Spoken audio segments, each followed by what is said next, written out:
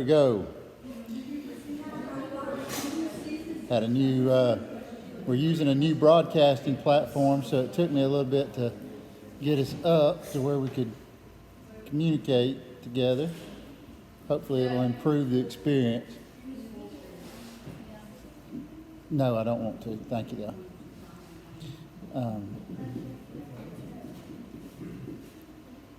So we are entering Exodus Part 2.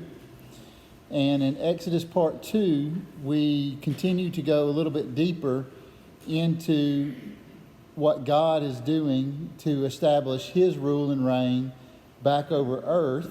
And we are specifically going to be dealing with the gods of Egypt here in just a little bit.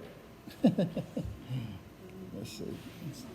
It says that it's broadcasting live, but Bill, if you get any complaints, just let me know. There's not much I can do, but I am recording it, and I'll push it up if we have anybody that can't see it. All right. I'll try not to be too stiff-necked. Last week, what we saw was a overview of the background of what life was like in Egypt. Is there anything that stood out to anybody from last week and you say, Chad, I had no idea that it was like that in Egypt? Anything that stood out to anybody? This is surrender, but I didn't know that they bathed every day. You think about olden days like they did, that they bathed every day. Especially the priests.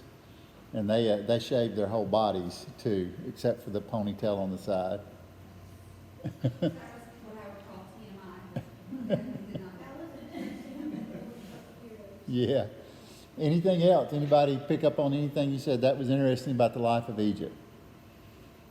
Number of gods were tremendous. Kelly, would you mind grabbing that door just so it'll be a little bit quieter? Thank you. And then we talked about how their work was carried out in a day. We talked about how they did their jobs, what kind of jobs they had, what life was like in a common household. We talked about the different gods that existed and how they served those gods. So we talked about things like the Amun-Ra, who would be worshipped inside a 3-part temple. And he traveled in a bark, a B-A-R-Q-U-E, that was a boat that essentially carried the other gods with him. And then Pharaoh's role, if you recall, was a god. Pharaoh was considered a god. Pharaoh pleased the other gods to make it rain, to make the soil fertile. Pharaoh was considered a god in his own self, and he was considered a descendant of the gods through his family lineage. One of the things we didn't talk about is the actual 2 implements that you always see inside of a pharaoh's sculpture. Is you see a staff, essentially a hook, and then you see a rod for beating. And so those were 2 things that you typically would see that the pharaoh would use. And then we talked about the Nile and the importance of the Nile from the standpoint of how it actually helped fertilize the soil and make it where they could grow vegetables. And just less than 2 miles off the edge of the Nile, actually less than 2 miles, it actually would become a desert wasteland. So that was last week what we got into. And we also talked just briefly about the lineage of the Hebrews, the Israelites at this point, and how they were living in what area? Do y'all remember the area of Egypt they lived in? Goshen. Goshen is, give you a map. Goshen is right up near the top here. You see this right here? Where all these rivers converge? That's Goshen. If you recall, whenever Joseph was underneath the rule of Pharaoh, and he was the second highest man in Egypt, and his family of 70 came to him, they settled in Goshen because it was an extremely fertile area, and they brought many livestock with them to live in that area. So that's the reason we see Goshen. And then we talked specifically about the 2 cities there, Ramses and Pithom. Ramses and Pithom were the 2 cities that were built for storage cities for grain. So I know we had a lot of history last week, and we're going to get into a little bit more deeper stuff this week. There's one primary thing I want us to focus on this week as we think about it. We want to think about what it looks like, where Israel came from, and I want you to stretch your mind for just a moment and consider this fact. Before they left Egypt, what book of the Bible was in their possession? None. None. Have you ever thought about that for a moment? That these Israelites, in over 400 years of slavery, had no books that we can, from an antiquity standpoint, scrolls or anything else, to teach them about God. And think about that for just a minute. We have an entire book that teaches us about the character of God, what He expects of us, the apostles, the prophets, the poets, the kings, all these things that we've learned from our Bible, and yet they don't have anything, literally. And they're enslaved for 400 years since Abraham, who taught them how to worship God. Do you get the significance of what that should settle on you for a second? Because we look at these people and we talk about it, and we don't really consider how enslaved these people were, not just from a physical enslavement to the actual people, that the Egyptians, but the enslavement of Foster. Don't encourage that, please. Thank you. Yes, sir. Okay. So what we don't recognize is the enslavement of not only the people, but how they were enslaved mentally too after 400 years of being in slavery with an average lifespan of around 40-something years old. Think about what would happen generationally to the breakdown of society as you had these people only hearing about God from an Abraham standpoint. Does that make sense? Okay, so let's see if we can, tonight we're going to skip that to begin with, and we're going to come down here to, from last week, we ended on 14, and then we'll pick up, okay? This is chapter 2. It was chapter 2, wasn't it? Chapter 2, verse 14. Thank you, Kenny. And they made their lives bitter. Who is they? The Egyptians made, who is there? The Israelites. And the Egyptians made the Israelites' lives bitter with hard work, with mortar and with bricks and with all sorts of work in the field, with all their work in which they ruthlessly enslaved them. And that's where we left off last week. They severely enslaved them. It was a beating. It was a whipping. I mean, it was not a... We talked about how they had, out of the growing season in Egypt, that the Israelites would work for the Pharaoh to actually build temples and other kind of places that the Pharaoh had building projects going on. But they would do that willingly, and they would do that because they would earn money, and it would be a place that they could go on these work camps, essentially, is a way to think of it. But now they're actually being treated as physical slaves, working for nothing practically except for their mere existence. And in verse 15, and the king of Egypt said to the Hebrew midwives, what do you notice different about that verse? How have we referred to the leader beforehand? Pharaoh. But now we call him king for some reason. I don't have a good answer to this. I just find it interesting that Scripture distinguishes between Pharaoh and king at this moment. And the king of Egypt said to the Hebrew midwives, of whom the name of one was Shiphrah, and the name of the second was Puah. Shiphrah means fairness, by the way. Isn't that interesting? Her name, we don't have a Hebrew translation for Puah. We don't really know what her name meant. But the other we know is fairness. And the Pharaoh said, the king, when you help the Hebrews give birth, you will look upon the pair of testicles, like you couldn't recognize some other way. If he is a son, you will put him to death. And if she is a daughter, she will live. But the midwives feared God, and they did not do as the king of Egypt had said to them. They let the boys live. Now here's something that's very interesting. So I ran a bunny trail this week because I've never ran this bunny trail, and I think it's somewhat interesting. I think it'll be helpful to you all as well. In Egypt, whenever you got ready to give birth on a stool, because my neck's hurt, I'm not going to reenact it for you. But whenever you got ready to give birth, what you would do, yes, I would reenact it. Whenever you got ready to give birth, there's one of two methods that typically were done. There literally was a stool that the bottom would be cut out in, essentially, that you could sit on and grab and push, and they would catch the gravity. They were working with gravity to help the baby emerge. The other method is that they would use bricks. And so the ancient Egyptians, and that's one of the interesting things that I had the opportunity to find out, is they actually had bricks that they would either kneel or sit on to get their bottom off of the ground so that the midwife could catch the baby whenever they were sitting on top of the bricks, and they would catch the baby. Very interesting. We talked a little bit about midwives last week and the fact that in their medical kit they had 3 little statues. I think somebody would have paid extra money for a cotton cushion. So, but nonetheless, they had plenty of cotton. Nonetheless, here we are.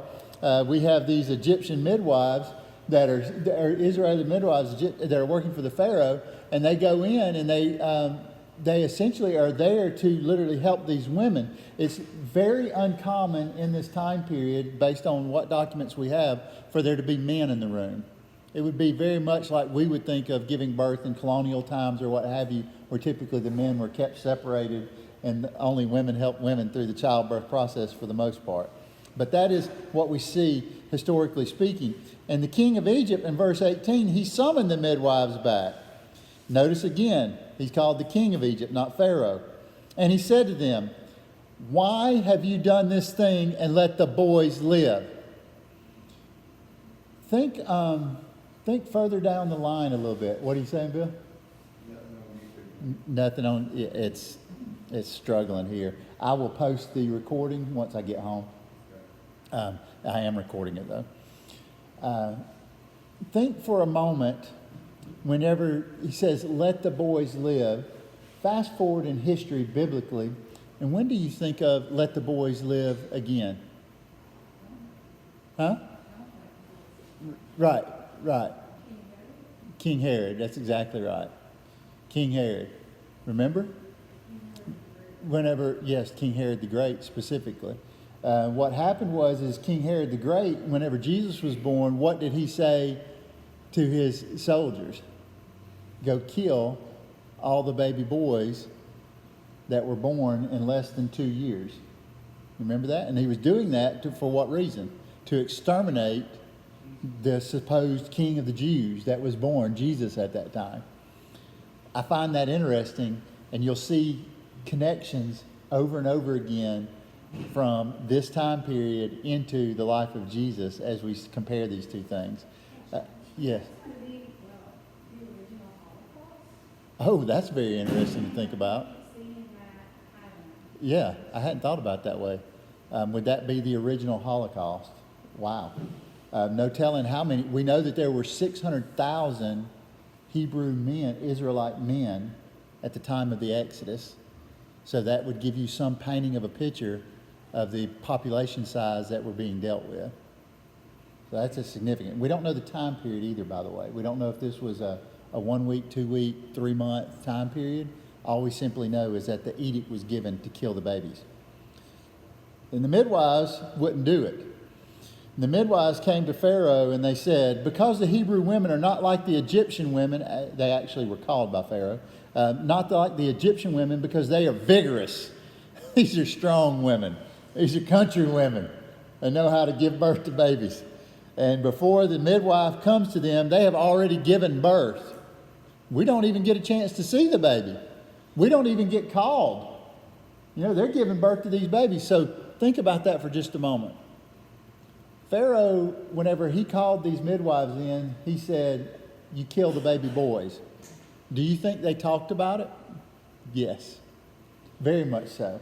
I think the midwives spread the word. "Hey, any of you Hebrew women, if you have babies, it'd be best if y'all kept us out of it, because we are indebted to Pharaoh and our heads will be lopped off, and then you might get somebody you might not get a warning from." Does that make sense? And so the Hebrew women were like, hey, you call me and I'll call you when it comes time to give birth, and we'll help each other out, okay? But we're not going to tell the midwives because we don't want them to know where the baby boys are and which ones have been born and how long they've been born. That's important too. Because what we don't have scripturally is an accurate identification of how long the babies had to be born, and we'll see that come to bear whenever Moses is born here in just a moment. And God did the midwives. If you're interested, I linked at the bottom of this an article from Cedar, CEDAR, and if you want to go take a look at that, I would encourage you. It actually gives you an idea of what the birthing of children in Egypt historically would have looked like in more detail than what I gave you. But if you're interested, if you scroll down, you can link to that later and go read that if you're interested. And God did the midwives good in verse 20. And the Israelite people, yes, what? Why did Pharaoh want all the baby boys dead? Because he was trying to limit the population count. Because remember in Exodus chapter 1, the primary problem that Pharaoh had was that he was scared that if an invading army came in, that what would happen is that the Israelites would partner with that invading army and overthrow his kingdom. And so by limiting the baby boys, what he's doing is he's affecting the population growth of the slaves for at least a generation or so. Say that again? Yes. So now in verse 21, and so because the midwives feared God, he gave them families. That's kind of interesting, isn't it? That God, out of his goodness, says back, because you honored me and you honored life, I am going to give to you families. Now, do we know that the midwives recognize God? Does the scripture tell us that they worship Yahweh? They're God-fearing, but we don't know what that really... We just know that they operated in a manner that was pleasing to God, and God said, because of what you've done, he blessed their families. And I think that's kind of interesting. We don't really see a lot about these women from this point forward. And Pharaoh commanded all his people, saying... Did you see who he talked to? Who spoke? Pharaoh. God, Pharaoh. You see that? There's a difference between king and there's a difference between... But God, Pharaoh, speaks to who? Everybody. Everybody including who? Egyptians and Israelites. Guess what? Speak up, please. I'm having... Yes. You almost see a command coming at this point, yes.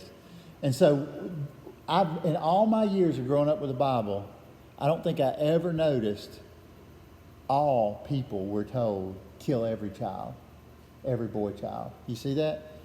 Every son who is born, you will throw into the Nile, and every daughter you will let live. What in the world happened? Why did he do that? Because at this point, my only conjecture is that Pharaoh felt like he couldn't trust anybody. I see the paranoia rising up inside of Pharaoh. Do you see the hardening of Pharaoh's heart beginning to occur? His heart has become so hard that he's even capable of telling his own countrymen, kill your children too. That's rough, isn't it? It seems like the Israelite boys who are being saved are being kind of hidden within the population, and so you don't know who's the Midwives or Right.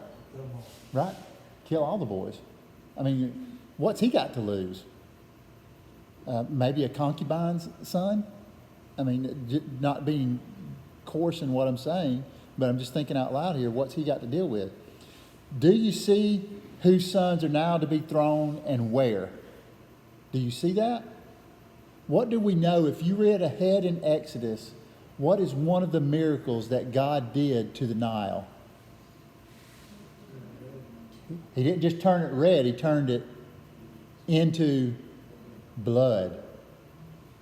Oh, isn't that something? The place that gave Egypt its wealth The place that gave Egypt its food that everybody came to when famine hit. How do you build a nation? If you got food, people will pay for food, won't they? They'll give you whatever you want, even themselves. Isn't that what the Israelites did? And God took what Pharaoh said, send them into the Nile, kill the babies. I've never seen this till I studied it this week, and I was prepping and I started thinking about it. I was like, oh wow, Lord. The blood of those babies being thrown into the Nile, and now look at what happened. One of the miracles that Moses did, he turned that Nile straight into blood. And can you imagine? You see the connection point there? To me, that's pretty amazing. I've never noticed. Have y'all noticed that before? I've never noticed that before. I thought that was just so interesting. And then in chapter 2, and a man from the family of Levi went, and he took a descendant of Levi. Levi, one of the sons of Israel, of Jacob, and he now, as a son of Jacob, has a whole lineage that's been living there for 400 years, right? So he now takes this and he marries into his own tribal family line. This is not like first cousins marrying, okay? This is not Virginia or Alabama. No, this is actually, this is a big, big family. And so we see now all of a sudden Moses comes from this tribe of Levi. What if we read ahead in our Bibles? What is the job of the tribe of Levi? Priest. This is where Moses comes from. Have you ever connected that dot before? That Moses was born of the tribe of Levi. Purebred, for lack of a better word to say it. No, they're not established as priests yet. But what's interesting is that we see ancestrally that tribe becomes the priestly tribe by ordinance of God. I thought that was kind of interesting. I've never picked up on that before. Do what? Moses was a Levite. Yes.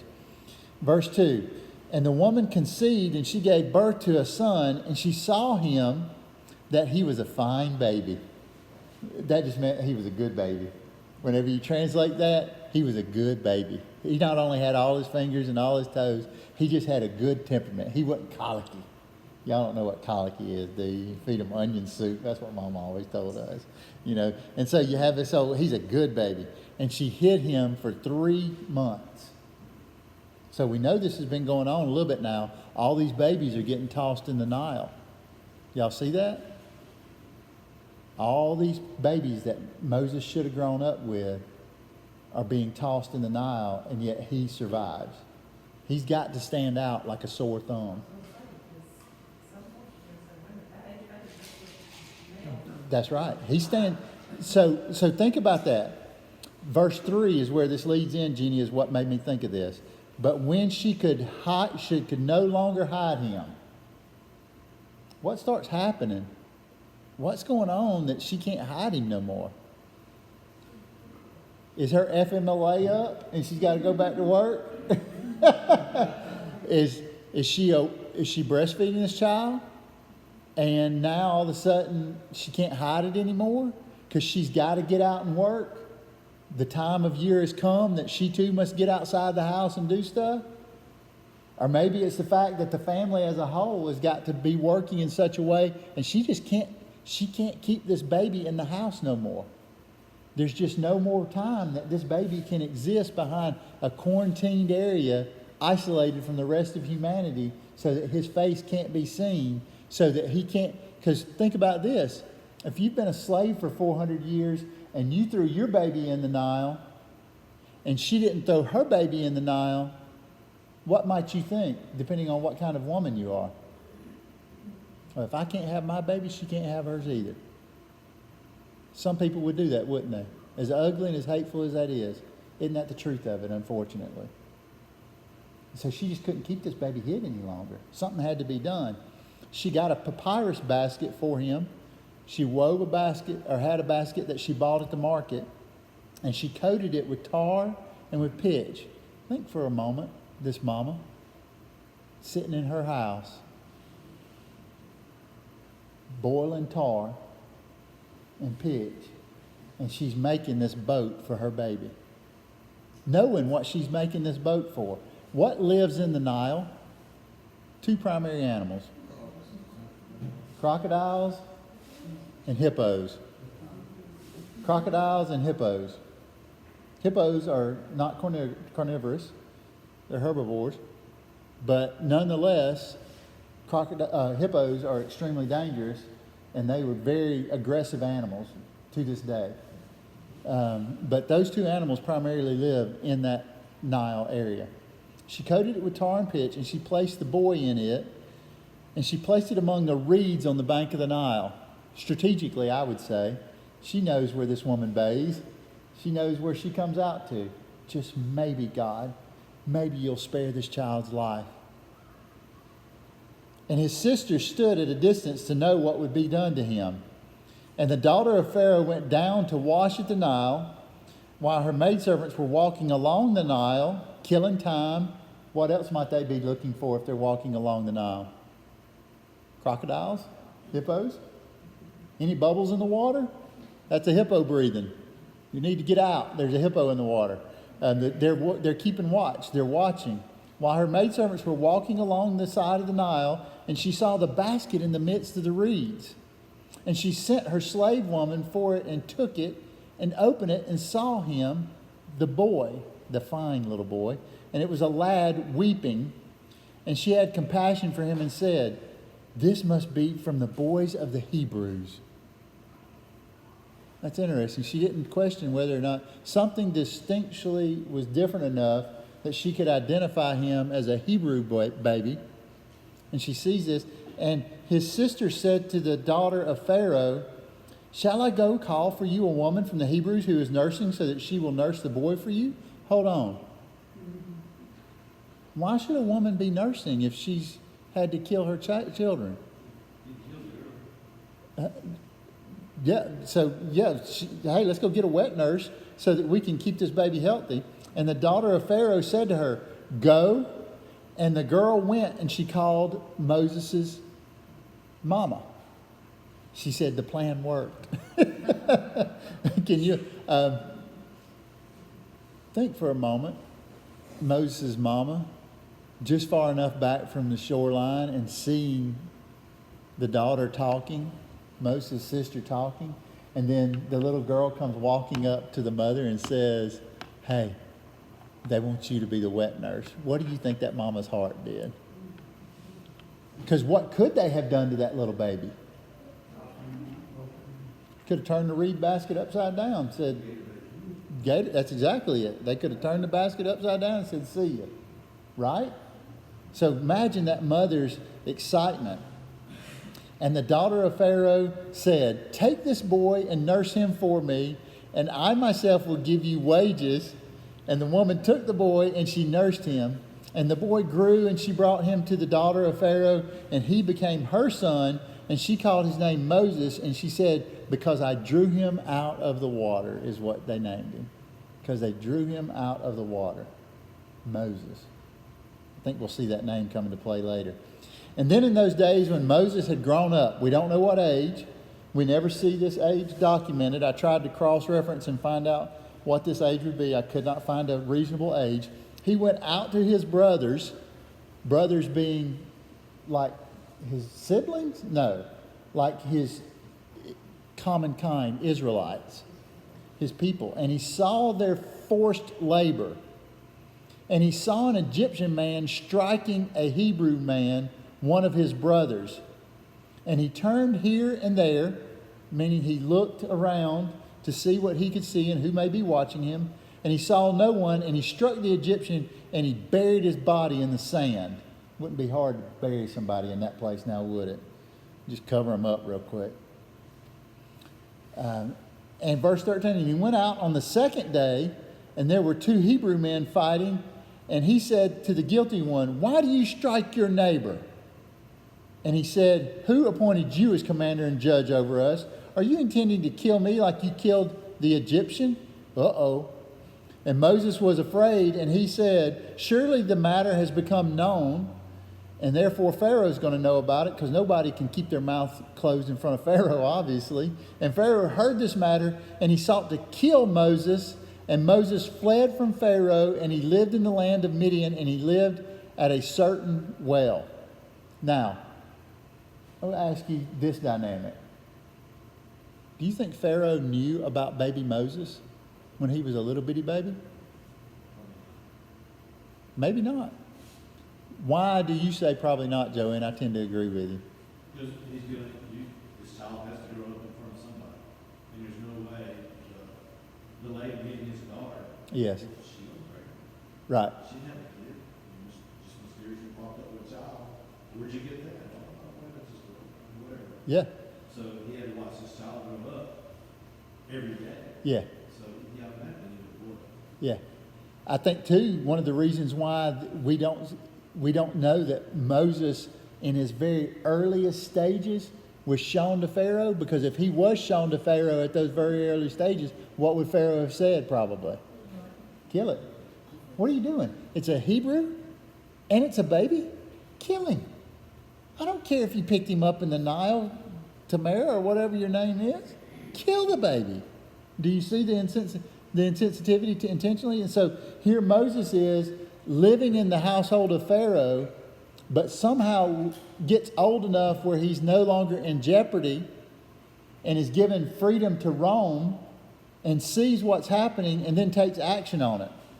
Now, the priest of Midian had 7 daughters. And so I want to go to a place. I gave you a link right here, and you can go to this on your own later, but I'm going to show you a little bit. This is Midian that we're going to. Midian is a barren wasteland. This is the first picture. We can actually, if we all wanted to go, it'd be a fun field trip. We could actually go to Midian today. It's on the eastern side of the Gulf of Aqaba. So if you're thinking about, let's go back over here. I'm going to give you a geographic orientation real quick. This is the Sea of Reeds, or the Red Sea as we know it. See it there? The left finger. The right finger is the Gulf of Aqaba, and this is the land of Midian on the east side. You got me? That's this. Okay? Look where Moses came from. Up here. Somewhere around Memphis, probably, in the capital city. He crosses all of this landmass and flees to the land of Midian. This is a many day journey, and not just an inconsequential journey. It is a very perilous journey. And so, you think he was 40? It says when the burning bush he was 80 and he lived in the desert. Did it say? I didn't put that math together. So you think he's 40 when he killed the Egyptian. Thank you. I hadn't put that math together. So this is Midian, modern day. And then I'm going to show you some of the things that are in Midian, and you're going to go, oh, now I know why he fled to Midian. This is an oasis in Midian that exists to today. You can actually go here and see this. It's one of the archaeological sites. These are actual pictures from there today. This is the well of Moses, the well of Ruel, or the well of Jethro. This is the historical site of where we're about to read about that Moses went to and met the daughters of Ruel. That's kind of interesting, isn't it?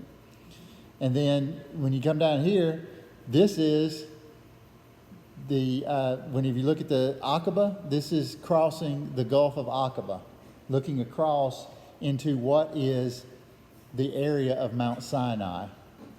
Isn't that interesting? Okay? Remember, we're looking into Saudi Arabia here. Okay? I have a question. Yes. If there's so much water, why does it look so dry? Because it's salt water.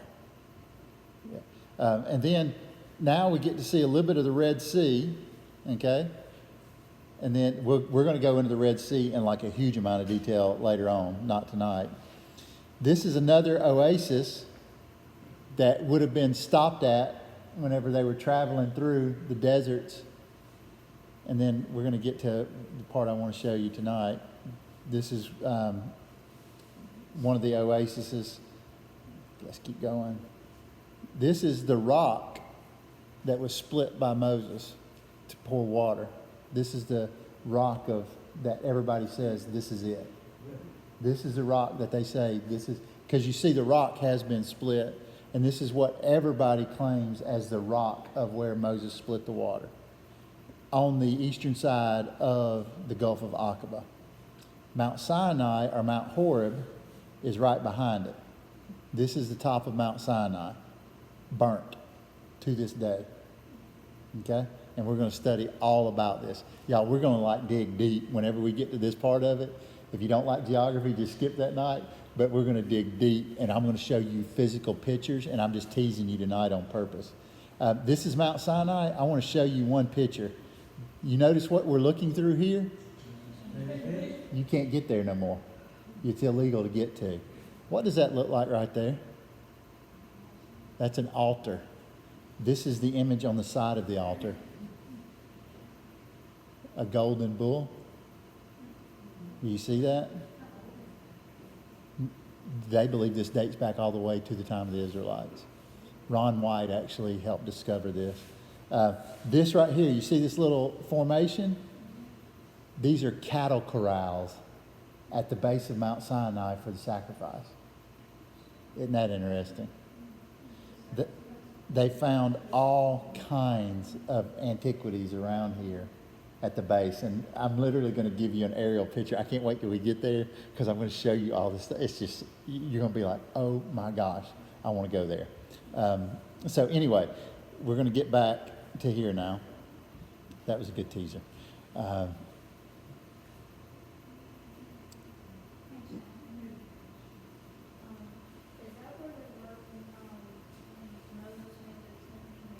That is where they were when God gave Moses the Ten Commandments. And we'll show you the mountain the night we do that. And the shepherds came. So now verse 16. Now the priest of Midian had 7 daughters, and they came and drew water and filled the troughs to water their flock. I'm in the right place, right? Yes. Yes, thank you. And the shepherds came and drove them away. You had these old burly shepherds, and they didn't like the daughters being there, and they could figure they could pick on women. And they ran the women off from the well and said, y'all get away from here. It's our turn to feed our flocks. And drove the women away, or at least tried to. But Moses stood up and came to their rescue and watered their flock. One dude. So is Moses a bad dude? Moses is a bad dude. He killed one man, struck him. But obviously Moses is a little bit of an intimidating dude for him to be able to drive off shepherds. What do we know about shepherds? Who was the most famous shepherd in the Bible? King David.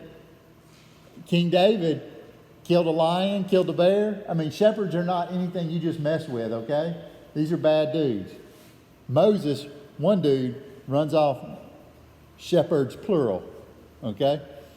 And so,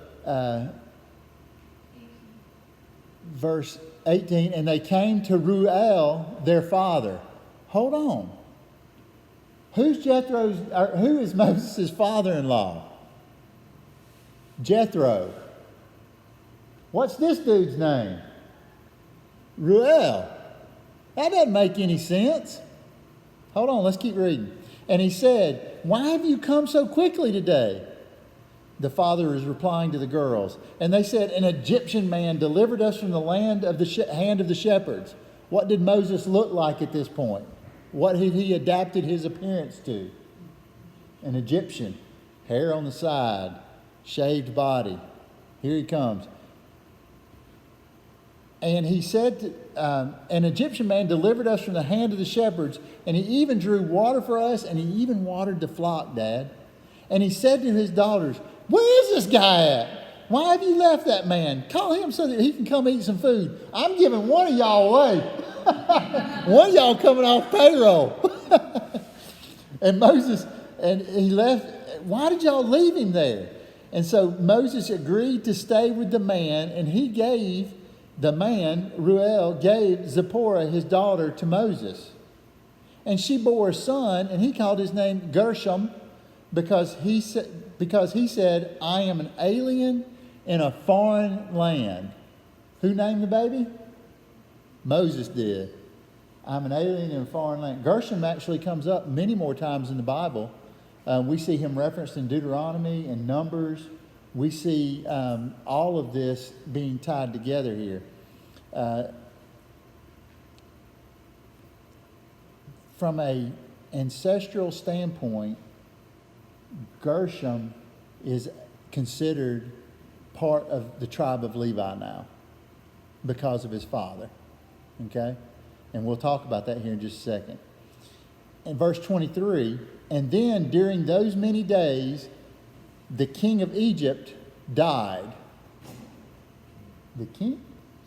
Well, Pharaoh couldn't die, right? I mean, he's a god. The king of Egypt dies. And the Israelites groaned because of the work, and they cried out. And their cry for help because of the work went up to God. Now, who did they cry out? This is key. Who did they cry out to? Trick question. What does the scripture say they cried out? They just cried out. Didn't say they cried out to God. If you read the text as literally as possible and not weaving in modern translations, you will see that they cried out, but not specifically to Yahweh. They just cried out. God saw them crying out, and as a result of that, God heard, verse 24, their groaning, and God remembered his covenant with Abraham, with Isaac, and with Jacob, and God saw the Israelites, and God took notice to them crying out. Do you see that? God recognized it and saw. Is that a good thing or a bad thing? It's a great thing. Because whenever you sometimes are in pain, or sometimes whenever you're in an emotional state and you just are like, I can't take anymore. You might not even be crying out to God. You might just be saying out loud, I need help. And God takes, what we see through Scripture here is God hears mankind. Is that not encouraging? It should be. And Moses was a shepherd with the flock of, who's the owner of the flock? Jethro. Hey, have we got a schizophrenic guy here? What's going on? I mean, are we just changing names? No, it is one and the same man. Reuel and Jethro are one and the same man. Okay? There's no denying that we see both names used here. It is speaking of the same man, because as you unwind the scripture, what you'll notice is the daughters and the grandchildren are all connected to Jethro and Reuel. They're the same dude. I would tell you this is not Egyptian, right? We're in the land of Midian. In Egypt, you had two names. You had an Egyptian name, and then you had your spiritual name or whatever.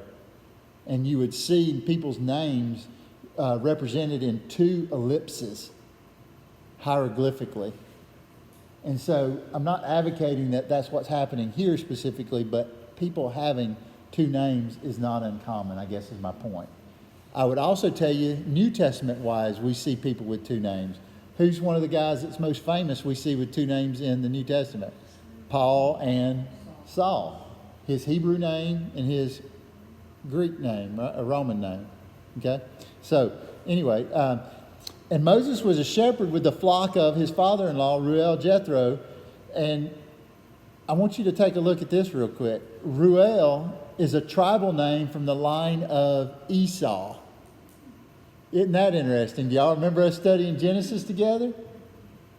And what happened whenever Jacob and Esau, when Jacob came back from being out, he came from the land of up above Midian, and he comes around and he sees his brother Esau, and he sends ahead all the sheep and the presents and the kids. Remember that? And he says, well, I'll come behind you. I don't want you to escort me. And they break off from one another. This people that Moses has come in contact with are great descendants of over 400 years through the line of how many ever greats it ends up being back to Father Abraham. Do you see that? So this is a heir of Esau in some way. His father-in-law, the priest of Midian. Hold on. If he's a priest, to who? To Yahweh. Isn't that interesting? Moses has ran into a priest in the desert. Think about that for just a minute. What does Moses become in the desert? What's Moses' job after Mount Sinai? He is the high priest, right? So here we are. And he led the flock to the west of the desert, and he came to the mountain of God, to Horeb, where the rock is split. You know that? Have you ever noticed that before?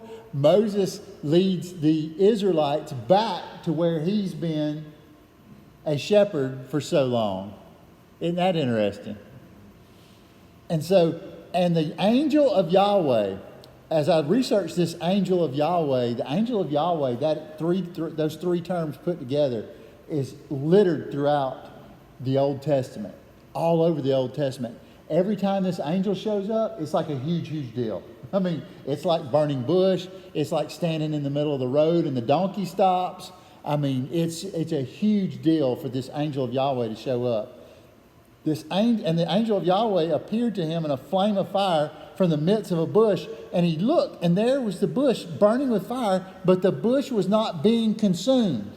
Y'all, you don't come across a bush in the desert often. It's very uncommon. Not even tumbleweeds hardly grow. There's only like 3 varieties of bushes that grow in this desert to this day. And so this bush is most likely this bush right here called a Rubus Sanctus. I'll show you a picture of it just because I had never seen one before. And I thought, well, that's kind of neat. I've never seen a Rubus Sanctus. This is a Rubus Sanctus. Okay? It's like a fern. Kind of, yeah. It grows up and then it billows out. This is one that's been planted on the side of a wall. And so it's hanging over the wall. Most likely that's the bush that was burning up. That bush should have went up like that in the desert, right? I mean, it shouldn't have taken any time. But the bush was not consumed. And Moses said, let me turn aside and see this great sight. Better looking than all these sheep. You know, I'm bored to death watching these dadgum sheep. Why does the bush not burn up, I wonder? Wonder what's strange. I've been out here a long time and never noticed a bush that wouldn't burn. And Yahweh saw that he had turned aside to him. Yahweh's looking, just like he was looking for the Israelites. And God called to Moses from the midst of the bush, and he said, in my best Charlton Heston voice, Moses, Moses. And he said, here I am. I am. Huh? Isn't that interesting? How does God label himself whenever he tells Moses to go and tell the tribe of Israel? He says, just tell them, I am sent me. Here I am, Moses said. And he said, you must not come near here. Take off your sandals from on your feet, because the place on which you are standing, it is holy ground. Why is it holy? Who's there? The angel of Yahweh. So in the presence of God is holiness, just being in the sheer presence of God. And he said, I am the God of your father, the God of Abraham, the God of Isaac, the God of Jacob. And Moses hid his face because he was afraid to looking at God.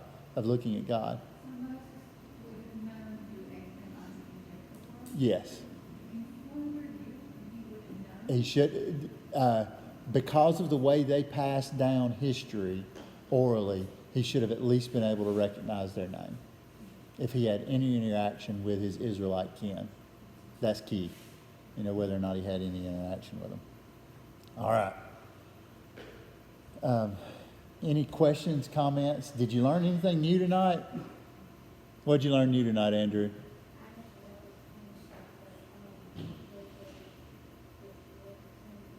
Yes. Isn't that neat? I don't think a lot of people knew that tonight, Andrew. He didn't know that was the same spot that Moses at Mount Horeb.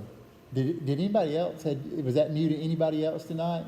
That Moses being in the desert of Midian was the same desert that he led the Israelites back to? Was that news to anybody else? Yeah. That's because most people think they crossed the Red Sea and they were immediately at Mount Sinai. in that initial little area.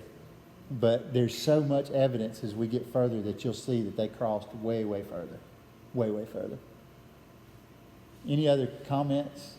Anybody ever pick up on all the babies had to be killed? I had never really picked up on that till I was studying this time through, that it kind of hit me. It was all the babies. So. One thing I found interesting with the midwives, how the Israelites have expressed what God would for 400 years. Yes. So the midwives feared God. Not that they had to go something. There's something there. Yeah, it gives you some glimpse into God was known by some in some way. We just don't know to what level. Right? All right. Any rotten tomatoes, anything tonight, Lana? Anybody, any specific things? Any questions or? Is there ever an explanation as to why they were enslaved, as far as like why did God allow that? Because I feel like No. later we keep seeing like, oh, they sinned and so they were No. punished, but I don't, is there an explanation? I have not seen anything in Scripture that alludes to why, other than it was God took something very wrong and turned it into something very great. But he didn't free the Israelites from Egypt for their good. He freed them to show who he was to the nations. And there's a stark difference in how you look at that. Y'all good? Okay. Any prayer requests? I'm first, my neck.